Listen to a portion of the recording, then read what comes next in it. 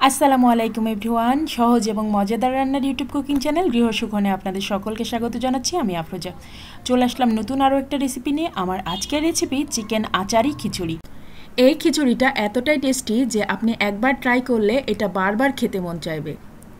তো চলুন আজকের এই সহজ খিচুড়ি রেসিপিটা আপনাদের সাথে শেয়ার করি। আর একটা কথা বলে নেওয়া ভালো, এই খিচুড়িটা দেখবেন বাড়ির ছোট থেকে বড় সবাই খুব পছন্দ করবে। ভিডিওটা ভালো লাগলে অবশ্যই like, share and subscribe my channel and follow my Facebook page Grihasukhan. আর আপনারা এই খিচুড়িটা ট্রাই করার পর আমাকে কমেন্ট করে জানাতে পারেন আপনাদের খিচুড়িটা কেমন লেগেছে। আর নতুন কোনো রেসিপি দেখার ইচ্ছা থাকলে সেটাও কমেন্ট করে জানাতে পারেন। তো চলুন গৃহসুখনের রান্নাঘরে চলে যাই আর রান্না করা শুরু করে দিই। আমি চুলায় একটা কড়াই বসিয়ে দিয়েছি। আর এই খিচুড়িটা রান্না করার জন্য মোটা তলা বিশিষ্ট কড়াই সবচেয়ে বেশি ভালো। আপনারা যে কোনো ধরনের মোটা তলা বিশিষ্ট কড়াই ইউজ করবেন, কারণ এই খিচুড়িটা অনেকক্ষণ দমে রাখতে হয়। আমি কড়াইতে দিয়ে দিলাম 3 টেবিল চামচের মতো সরিষার তেল। এই রান্নাটা সরিষার তেলে করাই ভালো, ভীষণ টেস্টি হয়। সরিষার তেলের সুন্দর একটা ঘ্রাণও পাওয়া যায়। এই রান্নাটা সয়াবিন তেল দিয়ে না করলেই ভালো। কিছু গোটা মশলা তেলের মধ্যে দিয়ে দিলাম। কয়েকটা শুকনা মরিচ, 4-5টা মতো শুকনা মরিচ দিয়েছি, আর 4-5টা এলাচ মুখ ফাটিয়ে দিয়েছি, আর দিয়েছি একটুখানি গোলমরিচ। এখন দিয়ে দিলাম পেঁয়াজ কুচি। এখানে আমি 1 কাপ পরিমাণ পেঁয়াজ কুচি দিয়েছি। পেঁয়াজটাকে একটু সোনালি করে ভেজে নিয়েছি। এই যে দেখেন, ঠিক এরকম একটু সোনালি কালার আসলেই পেঁয়াজটা ভাজা হয়ে যাবে। খুব বেশি সোনালি কালার করার দরকার নেই, এরকম সুন্দর হালকা একটা সোনালি কালার আসলে আমি এর মধ্যে বাটা মশলাগুলো দিয়ে দিব। তো এখন আমি দিয়ে দিচ্ছি আদা রসুনের পেস্ট। এখানে আমি আদা রসুন পেস্ট করে নিয়েছি। এখানে মেজারমেন্ট কাপের 1/2 কাপ পরিমাণ আদা রসুনের পেস্ট আছে, তো সেটাকে দিয়ে দিলাম। এখন 1/2 কাপ পরিমাণ পানি এর মধ্যে দিয়ে দিচ্ছি। বাটা মশলাটাকে খুব ভালো করে যেন ভুনা করা হয়, সেজন্য একটুখানি পানিতে দিব আর গুঁড়া মশলাগুলো এর সাথে অ্যাড করে দিব। এরপরে মশলাগুলোকে খুব সুন্দর করে আমি ভুনা করে নিব, এতে করে মশলার কাঁচা গন্ধটা আর থাকবে না। এখন শুকনো মশলার মধ্যে আমি দিচ্ছি হলুদের গুঁড়া, জিরার গুঁড়া, ধনিয়ার গুঁড়া আর মরিচের গুঁড়া। এখানে হলুদের গুঁড়া আছে 3 চা চামচ, জিরার গুঁড়া আছে 3 চা চামচ, ধনিয়ার গুঁড়া আছে 2 চা চামচ, আর মরিচের গুঁড়া আছে 1 চা চামচ। মরিচ আপনারা যে যতটুকু খেতে পছন্দ করেন সে ততটুকু দিবেন। মশলাগুলো খুব ভালো করে কষিয়ে নিতে হবে। মশলার কাঁচা গন্ধ থাকলে কিন্তু কোনো খাবারই খেতে ভালো লাগে না। এখন দিয়ে দিলাম একটুখানি লবণ। এখানে আমি 1 চা চামচের মতো লবণ দিয়েছি। আপনারা আপনাদের স্বাদ অনুসারে লবণ দিবেন। আমি পরে আরও একটু লবণ দিয়েছিলাম। এখন আমি এখানে 2 কেজি পরিমাণ চিকেন দিয়ে দিচ্ছি। এই চিকেনটা ভুনা করতে কোনো ধরনের পানি দেওয়ার দরকার নেই। চিকেন থেকে যে পানি বের হবে সেই পানি দিয়েই কিন্তু চিকেনটা সুন্দর মতো ভুনা ভুনা হয়ে যাবে। আর ভুনাটা করতে হবে একটু ভাজি ভাজি মতো করে, মানে চিকেনটা ভুনা করতে করতে একটু ভাজি ভাজি মতো হয়ে যাবে, এরকম করে চিকেনটা রান্না করতে হবে। এজন্য এখানে কোনো ধরনের পানি অ্যাড করা যাবে না। চিকেন থেকে যথেষ্ট পরিমাণ পানি বেরোয়, আর সেই পানি দিয়েই কিন্তু আমার পুরো রান্নাটা কমপ্লিট হয়ে যাবে।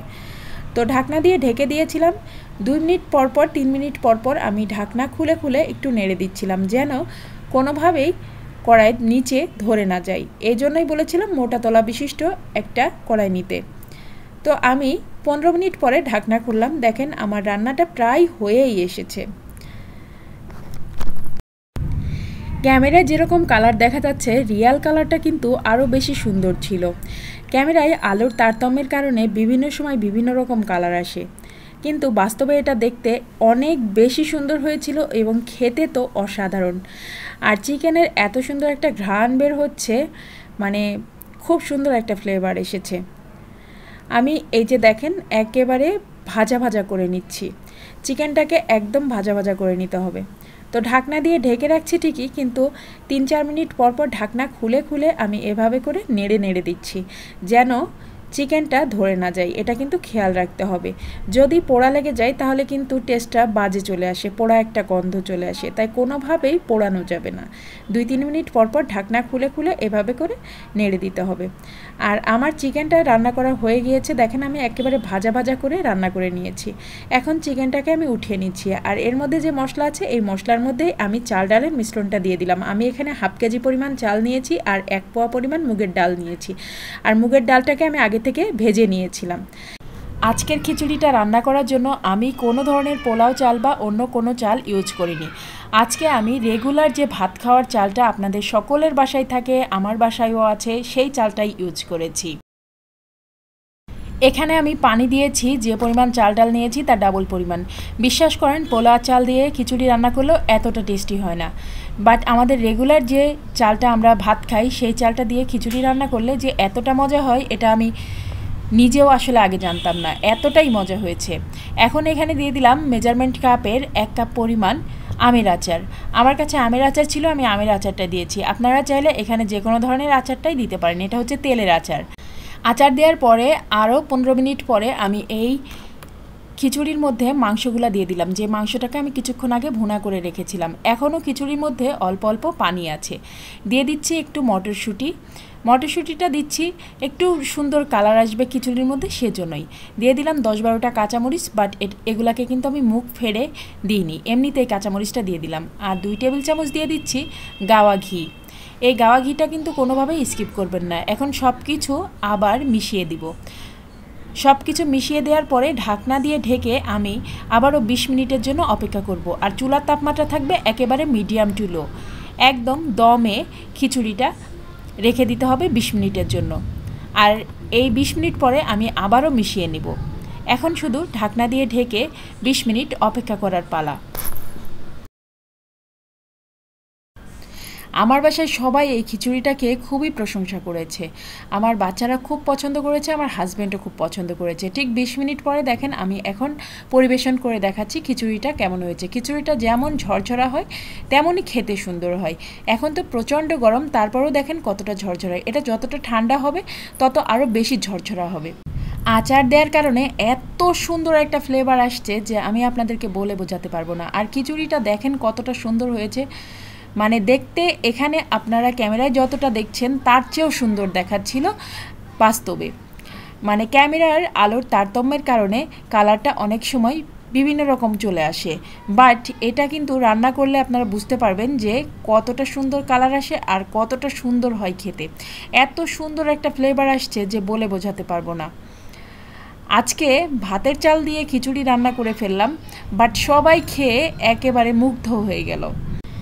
খিচুড়ির সাথে আমি ছালাদ হিসাবে রায়তা ছালাদ পরিবেশন করেছি, আর সাথে দইও আছে এবং লেবুও আছে। আর আমের আচার দেওয়াতে খিচুড়িটা এতটাই টেস্ট হয়েছে যে বলে বোঝাতে পারবো না।